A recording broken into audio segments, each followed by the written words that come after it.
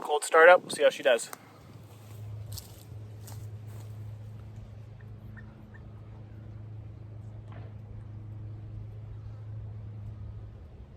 I'm gonna do no choke.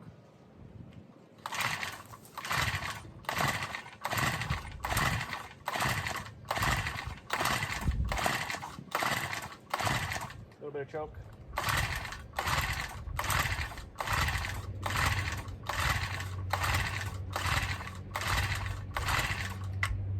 Should probably flip her on, huh? I'm gonna do no choke again.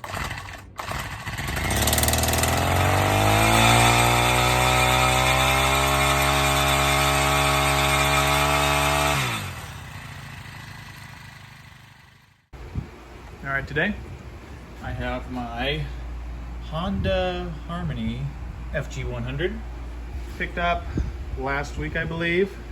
It's been sitting, so it has a lot of problems associated with that. And the main one obviously being the carburetor. So the problem I'm having right now is when I prime the bulb, gas spills out, as you can see here. It has basically no idle, it just dies. It runs very, very rich when it is running. So when you get it warmed up, it seems like it runs okay because the stuff in the carburetor seems to be loosening up, but I have a rebuild kit coming today. So what I'm gonna do is strip this down and show you guys how to rebuild one of these little carburetors. All right. And what I'm gonna start doing is just taking everything off here. So I've had this apart a couple of times. I swapped out the primer bulb on it because it was busted, so I couldn't even prime it. Got that swapped out, and as soon as you prime it, it leaks gas. So I'll show you guys, it's pretty common. What that's telling me is that the needle is stuck open. And on this one, I checked the metering diaphragm, and that thing is crispy, so it doesn't move, which tells me that it needs to be replaced. And at that point, we're just going to get a full rebuild and make sure this thing's running nice after that. Because otherwise, the oil looks fine and the engine runs sweet. So to me, that just says that it had a bunch of gas sitting in it, which is really common, especially for things like rototills, because people probably use them once, leave the gas in it, and then sit in the garage for years. So one of the tricks that you should really be doing with your small pieces that you don't run very long is you should either drain the gas out. In this case, it doesn't. If you have like a shut-off valve, you'll see that sometimes for the gas. Turning that off and then just running the gas out of the carburetor, so running it until it dies, or tipping out, like say with this one, just tipping it out, all the gas from here, and then again running it until it dies, so treating it more like a two-stroke. You see me do that with chainsaws, but in this case they didn't do that, and so what we're going to do is tear this thing apart and swap out the components. So let me do that for you. So just looking at this, it has a couple Phillips heads at the top here. We're not going to take this off because we don't really need to, but you could. This is going to be the throttle body in here. I don't know if you can really see it, but when this thing opens up, see that? It's the main jet there. So that doesn't really need to be cleaned out because we know it works, but I'll show you the diaphragm here. So let me just unscrew this. And working on carbs, I think, because this one, it's a 4-stroke, so it does have oil you have to put into it, and it has valves and everything. But the carburetor acts just like a 2-stroke carburetor, because, they essentially do the same thing. It's just in 2-strokes, we generally mix gas and oil together.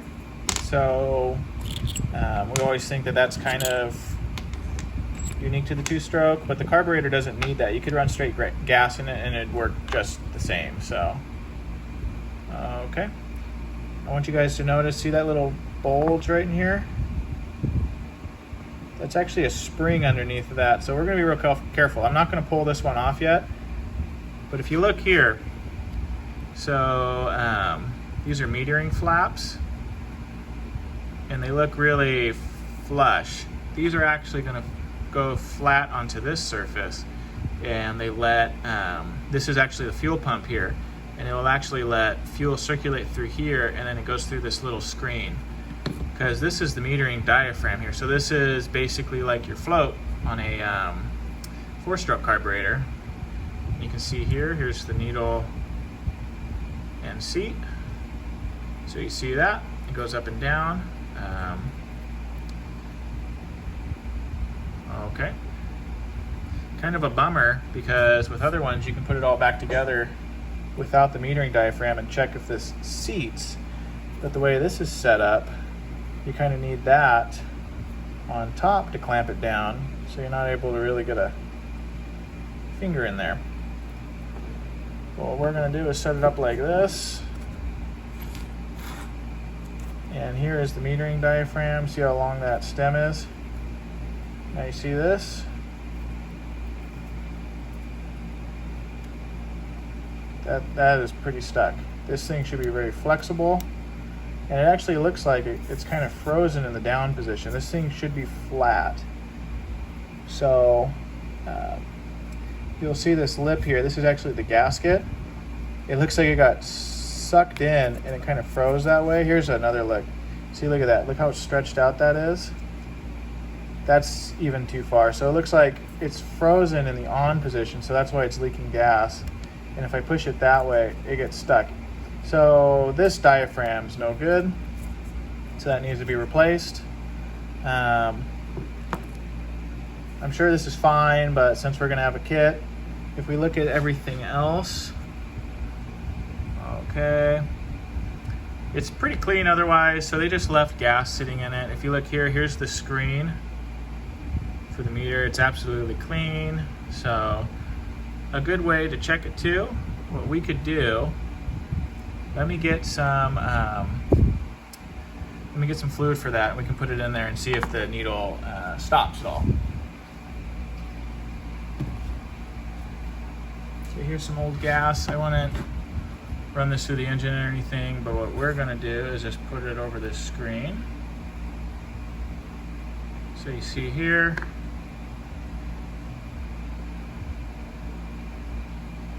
I don't even see it, but if I press on that needle,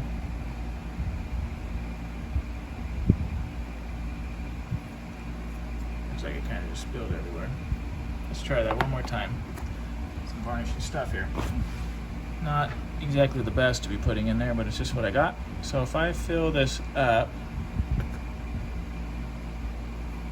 so it looks like we might even be having a seating problem with this. Oh, interesting. Okay, and that's why we look at that stuff. I get a towel real fast.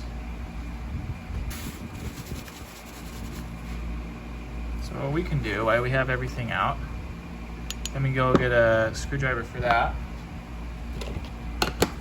What I have is just this little bit set with like a screwdriver, and that way I can get the correct bit size for these little carburetors. So just going into that. That feels nice and tight. So what I'm gonna do is put this in here. Now you gotta be careful because there's a spring down here that we do not want to lose. So I'm gonna unscrew this. Now if I let that go up, do you see that spring sitting right there?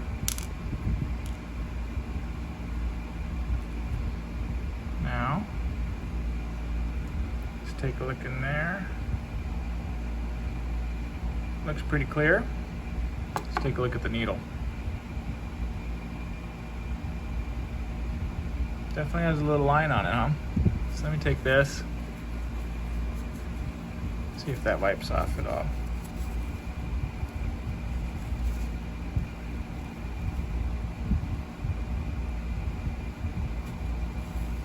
Now you got to be careful with these little needles. These are rubber on the end of them.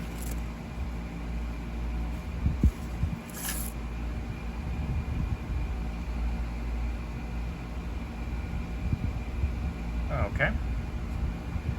And if we look in here,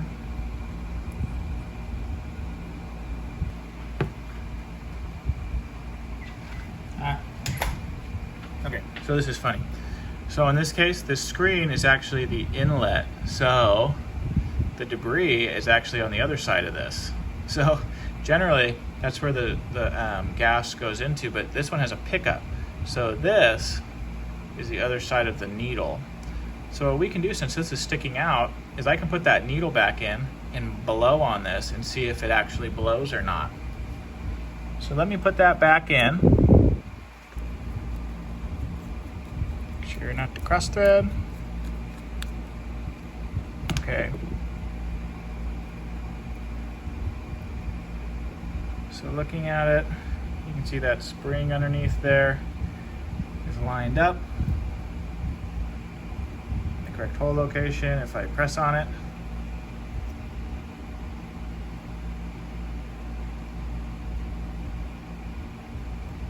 The needle goes up and down. Double check the tightness. Okay. So what I'm going to do is just blow on it. You guys will probably just hear it.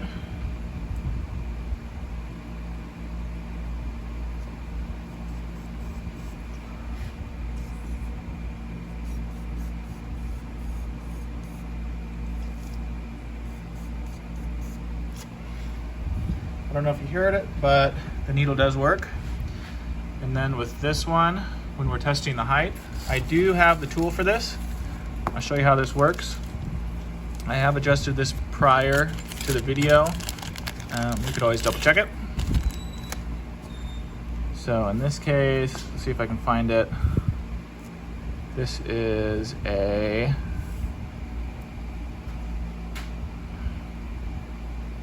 WYL carburetor. On this one, you'll see right here, it says WYL. What that means is we're going to measure off of this middle here. So in this one, what you do is you take the outside and you go to that needle. And looking at it, it's perfect with that size. If it was going up and down when you touch on that, then it's too high, and if it's not touching that, it is too low. So at this point, it is perfect. So what I'm going to do is we're going to leave the pieces here when I get the rebuild, which will be coming later today. We're going to go ahead and swap everything out. I think in terms of the primer bulb, because we'll just do everything. It has a piece to swap out for that. It has a new primer bulb, but I just did that, so we're not going to swap that out, but we'll do this one and that one. So the fuel pump and the metering diaphragm, which again, this is the problem. As you can see, it does not go back to neutral position. It is done for. So I'll bring you guys back when I have that. Okay.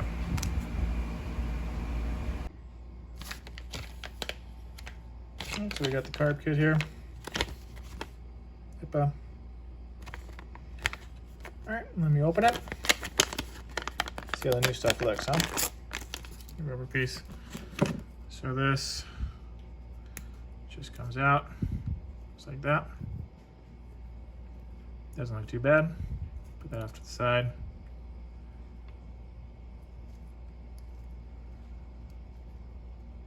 All right.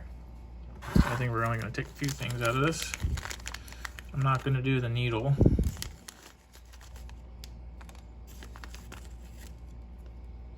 Need that. Definitely need that.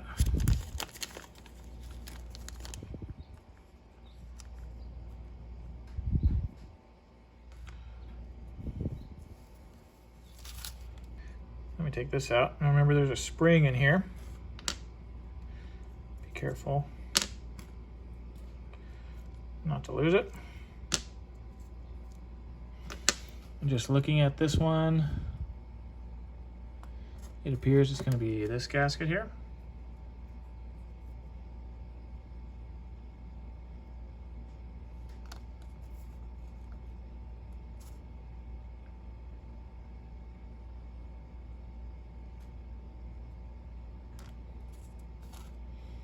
They actually look identical, so good to know.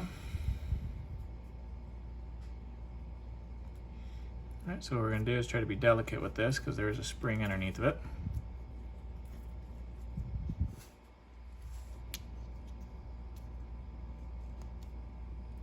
There she blows. That, my friends, is the fuel pump. So if you noticed, gasket went on first.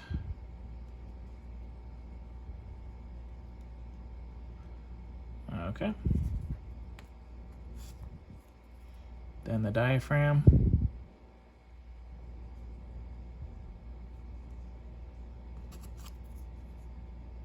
Yep.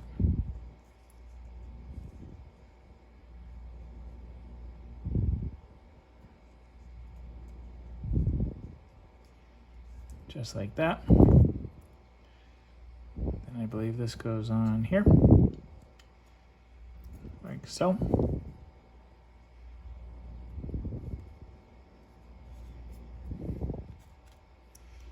Then with this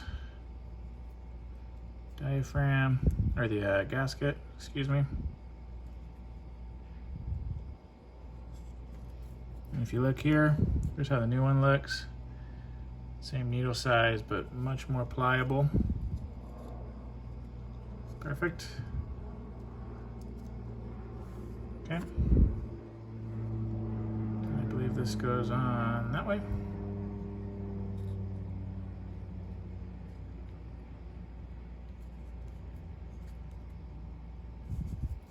Let's just make sure these go in the holes, huh?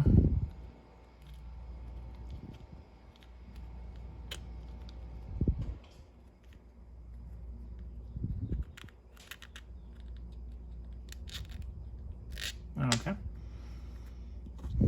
Now these go on. See how the two holes line up with this part? That's where it sucks the fuel.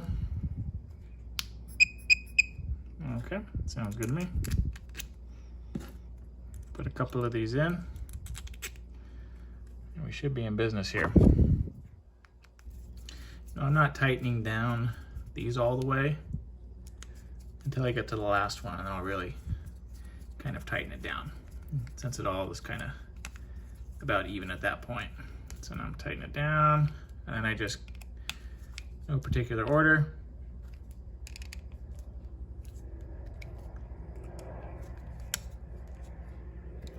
check this. Sounds pretty good. This new O-ring goes here. Here's the old one. Get a flathead real fast, just gonna pry it out. Here's the old one. Put that with the old stuff. That one goes here. Awesome. Let me get everything set back up, and we'll put it back on the machine. All right. Now when I had gas in this thing, it would leak right out the carburetor there, so let's see what happens.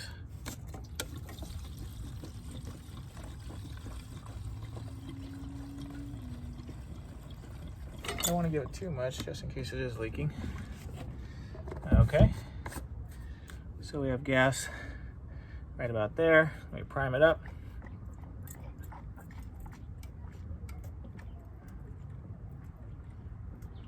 All right, primer bulb's nice and full. Gas was coming out of there last time.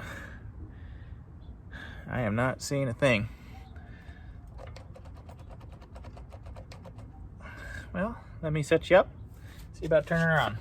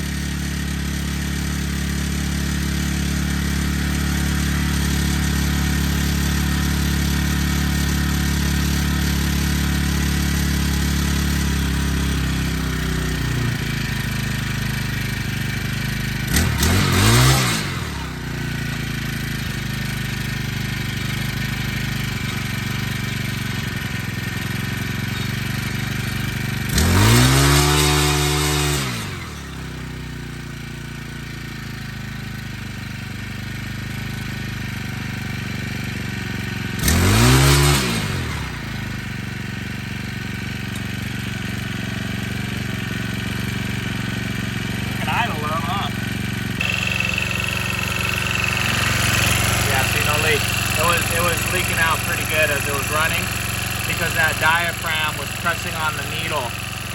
So in this case, we're all good. All right, so I have this out here. We're gonna test it on the pile. I kind of broken it up already to get some of the surface stuff out. Did it with my little weed eater attachment. Now we're gonna fire this thing up, see how she does. I ended up down here. I don't know if you can see it, but I filled it up with grease, so there's some grease coming out here. There's little screws right here that you can, once you take these tines off, you can fill up with grease. It was pretty empty, so it's kind of binding a little bit, but I filled them up with some all-purpose grease. Seems like it's loosened up a bit, so what I'm gonna do is fire it up, see if we can get a good turn on this compost. It's been taking a lot longer than usual. I don't have my big till, so I got this little one, and we did that work on it. So hopefully we get a good turn here. So yeah, I'll kind of show you a little bit of that, see how she's running, making sure she sounds good, and then kind of talking about it. All right, let me set you up. I'm gonna do no choke again.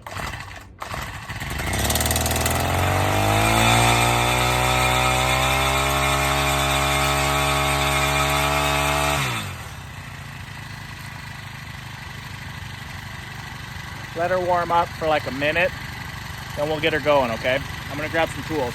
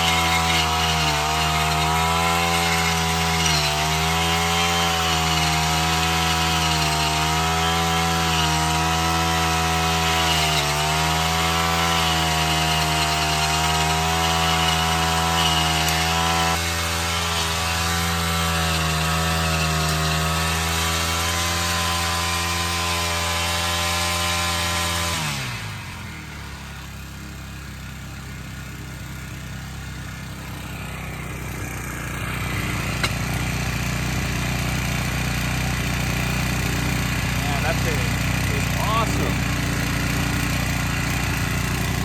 Let me turn it off first. Letting it cool down a little bit.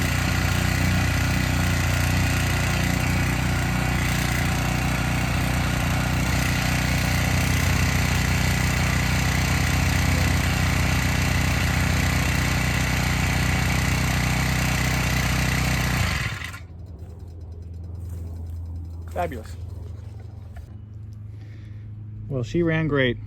Happy, very, very happy with that. In fact, it's kind of small, so it's not quite as rock'em sock'em as the other one. Again, that was a 5 horsepower, 24-inch tine, you know, big rototill, taking down a little pile. This thing, I think, is perfect for this.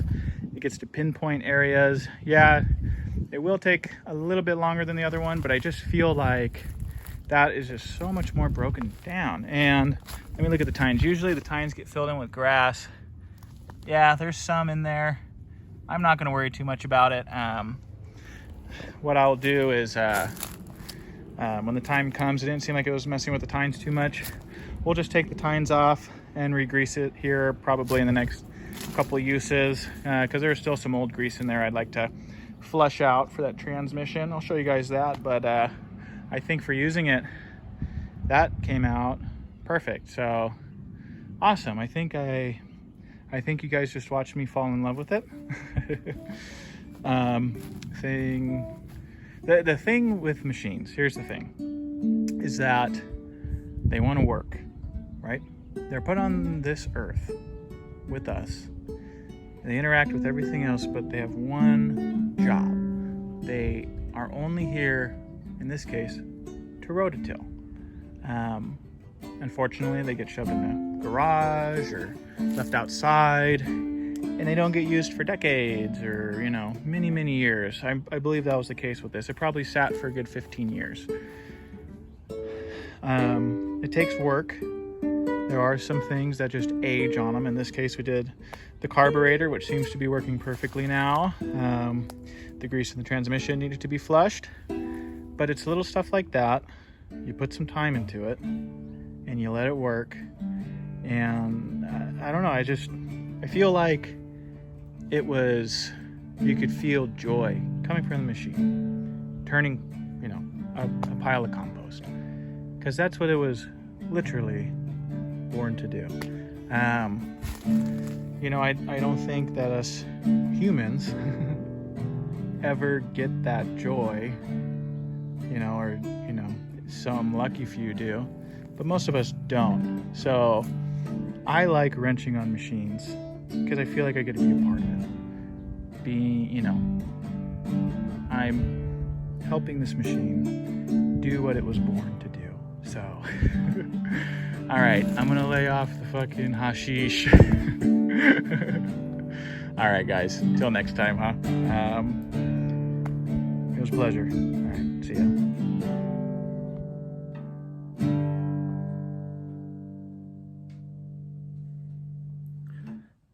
It was a pleasure.